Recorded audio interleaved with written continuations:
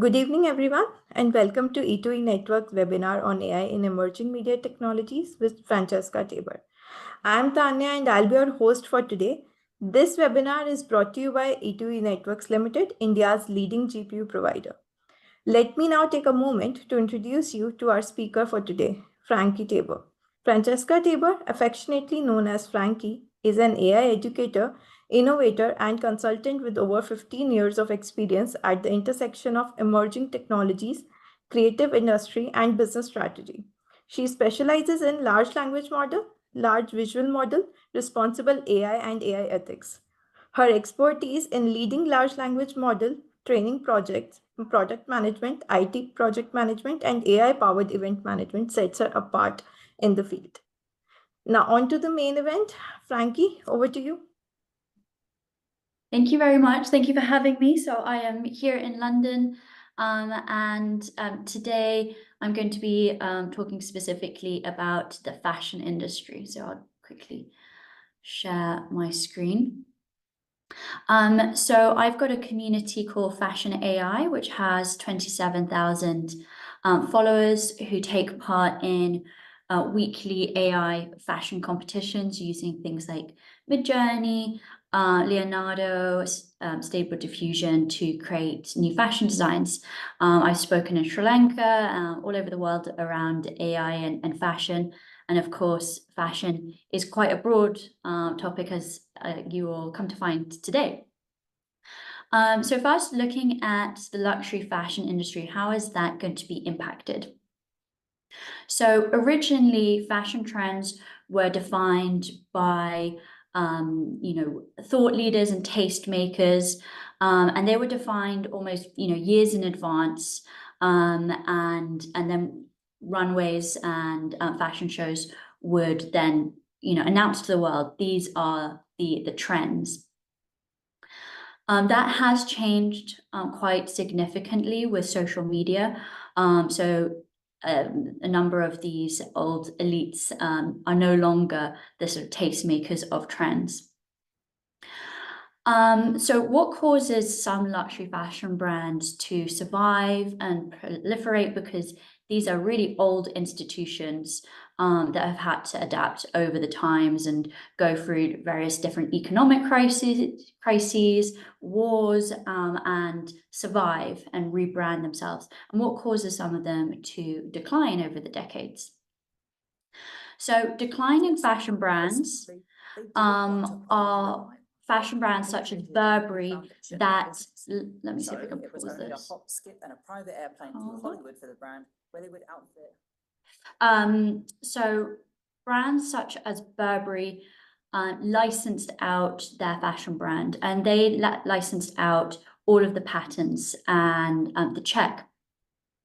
And they created these diffusion lines, so a cheaper version of the Burberry fashion line. So one was in Spain, and then also in Asia Pacific more generally. And what happened is the products that were made more cheaply then found its way back to the UK market, and then started to adorn what British people affectionately call chavs or chav culture, who are sort of the football hooligans, all of these C-list celebrities who stay out late and drink a lot and take drugs and things, and really started to taint the brand overall. So this is an example of what a brand should not be doing. It shouldn't be licensing out its brand and cheapening the brand.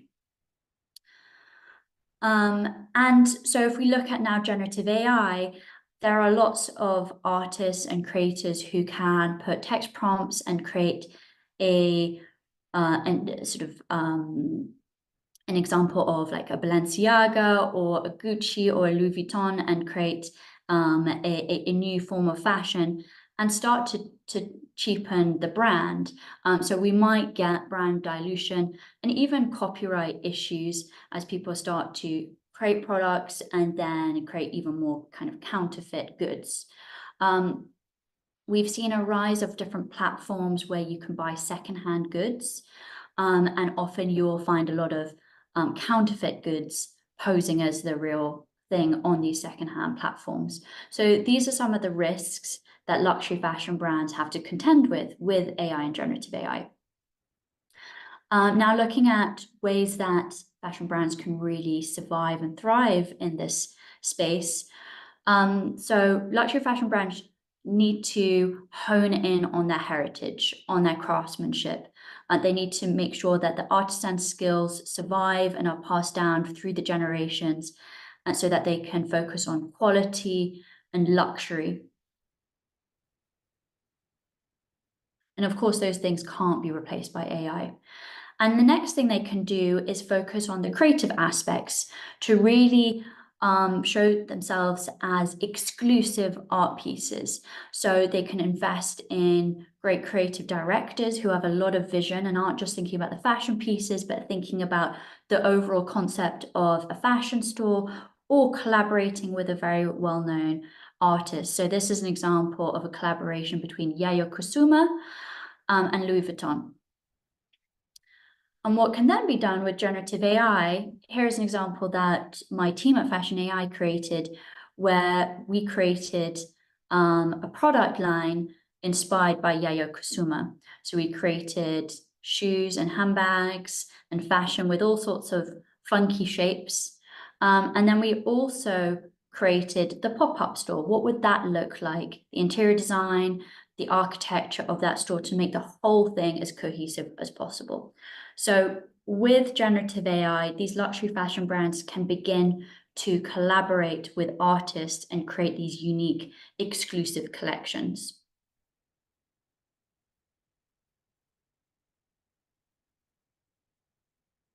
Here is the exteriors, and then we've got some of the interiors, which are really fun. And what we did is, obviously, we didn't have the budget to create a retail store, but we could use Unity and Unreal Engine to create those environments and create a sort of a simulated game, immersive environment. And I really think that our e-commerce experience will shift from being a 2D experience where you're searching brand and price and color, to being an immersive game-like experience. As soon as our computers are more performant, and that then becomes the norm. So then the brand experience is a journey where you're going into a new world, and you're going into the world of that brand. Consumer brands are brands which are more focused on a younger demographic. So think of Nike, think of Lululemon, and by their very nature, they have to therefore cater to a younger demographic whose trends are always changing, and influenced by things like Bollywood and film, music, different culture, sports, all sorts of cultural aspects that will filter into what is trendy for this younger demographic. So one great place to find trends is on social media, and to also look at influencers, also to look at things like fandom.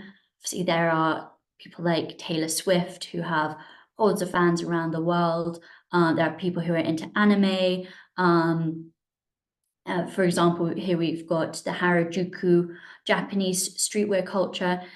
And this came out as quite a phenomenon at the Harajuku culture. And the reason why it was so controversial at the time is Japanese people in general are very polite and quiet and reserved, and they conform a lot to certain different rules.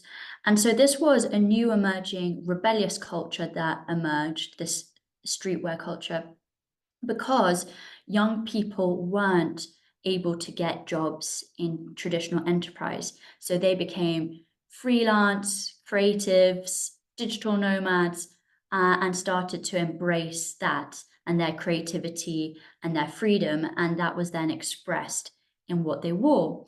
Also at the time, there was a lot of influence from America and the sort of individualistic spirit that Americans have, which also contributed to the Harajuku culture. So this just goes to show that what we wear, especially when it comes to young people are trying to express who they are as people, what their values are, and it goes a lot deeper than than just a superficial what they're looking like and trying to fit in and to be socially acceptable. It also touches on politics, culture, and so you really have to understand the times. You have to listen to music, understand the lyrics, understand the spirit of the times. What are their challenges as young people, and what are they aspiring to be? We all know that young people nowadays, they aspire to be influencers on YouTube and to go off and be independent in that way. Not everyone, but a large majority of young people do.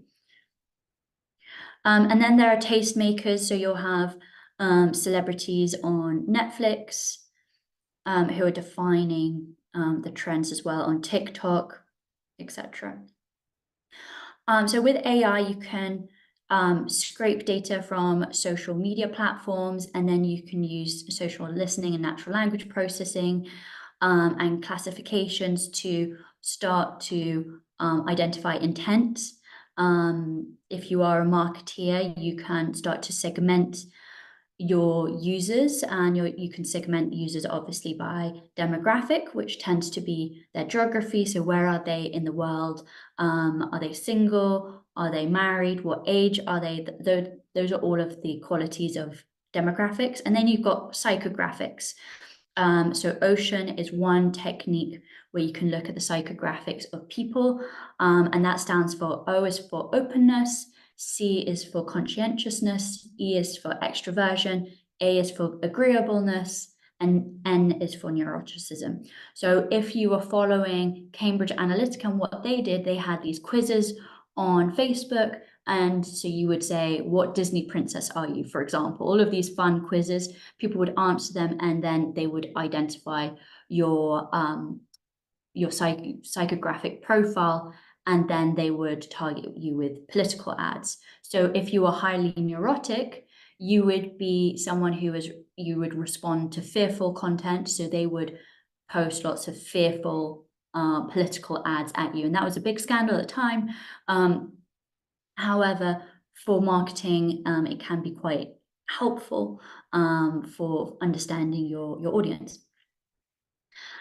Style Lumia, they do this already really well. So they will take the shape of the garment and then combine it with the trend or the print. So it might be a color or a print, and then create the final output. So this is an example of big data and trend data being used to create new fashion designs.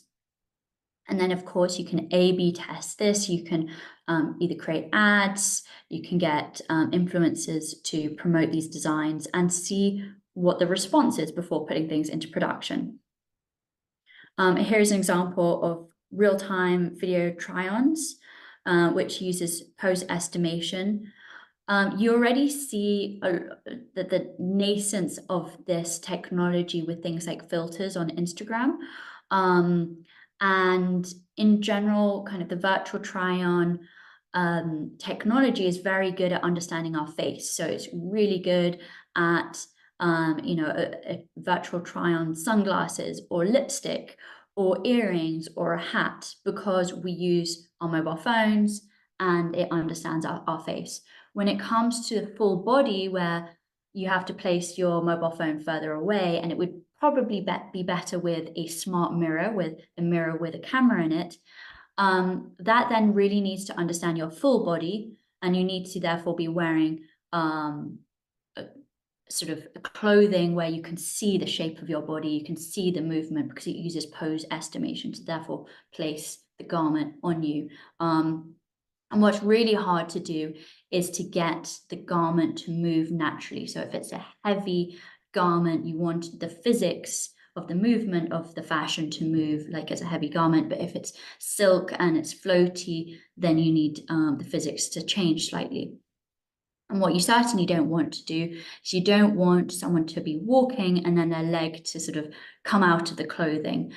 So those are all of the considerations for virtual try-on. So we're not quite there yet, but the potential of virtual try-ons is huge. And we even saw it, back in the 90s with the film Clueless, where the main character woke up, she had her wardrobe there, and she could see all of the different outfits that she could wear.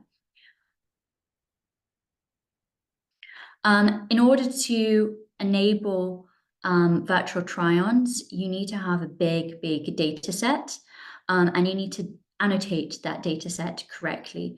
Once you have that, and you not only have the images from the front of the garment, but also the sides and the back of the garment, you can also create these 3D reconstructions, which then enables you to put it on a human being of different shapes and sizes. And that's a really important thing, because we will have data sets of fashion being worn by supermodels, but not everyone is as tall and as skinny as a supermodel. And so we also need to make a big effort to create data sets that are more inclusive and representative of different shapes and sizes, whether you're incredibly small or you're pregnant or you're in a wheelchair. We need to really be conscious about what data we're creating and making sure that we're creating these AI tools so that they're performant for everyone and inclusive.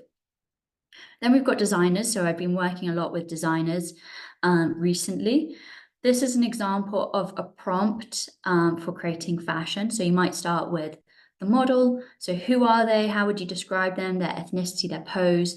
You might even want to reference a famous supermodel.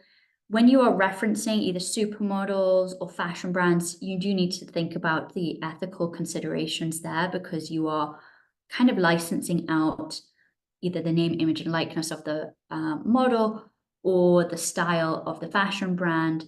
So if you were to go on to try and commercialize that piece of artwork or photo, or to turn it into a piece of fashion, and suddenly you had that fashion brand saying, this looks like a knockoff of Gucci, and they ask for your prompt and you've got Gucci in your prompt, you might be in trouble. So for entertainment purposes, I would say it is more effective to use references of famous people and of fashion brands that are well known. You'll get a better result. However, if you are trying to commercialize this, you need to start moving away from that and training your own data sets with your own style. And so then you've got the fashion. So garment, color, material, reference. So this is effectively information architecture. If you're to look at a car, how would you, if you were to do the information architecture and create the database, how would you define what that car is? Is it the model, the color, the size of the engine? If it's first hand, second hand, all of those aspects. So information architecture is actually a really important part of the prompt engineering process.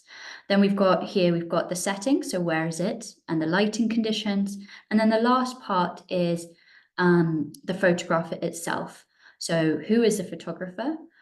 So if you are doing a fashion prompt, you might want to look up some fashion photographers. What is the aspect ratio and what is the camera?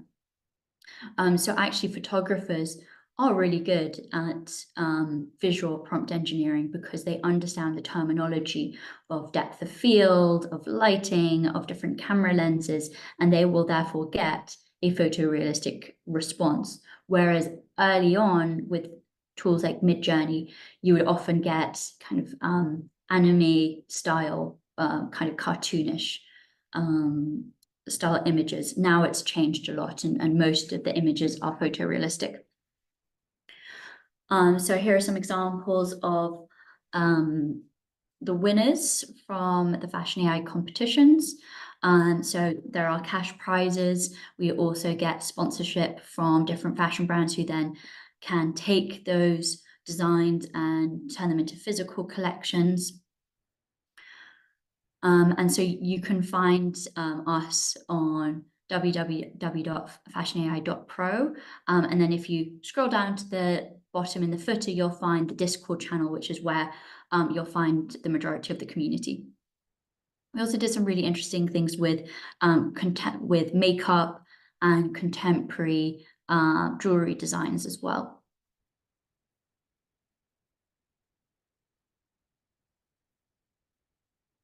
And here are a selection of different images and the prompts.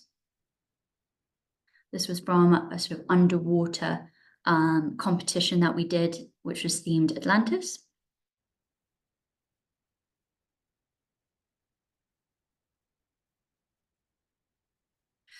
And then what I've seen emerging are smaller communities that are really trying to represent a specific group.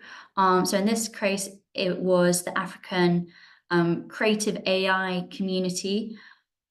Already you can see there are stereotypes that are starting to emerge with Midjourney, even with ChatGPT. So not all Africans are in the middle of a desert, and not all Africans look in this way.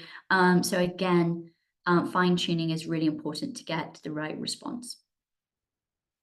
And then we've got hijabs as well. And I've got lots of women within the fashion AI community who are from the Middle East, who are very repressed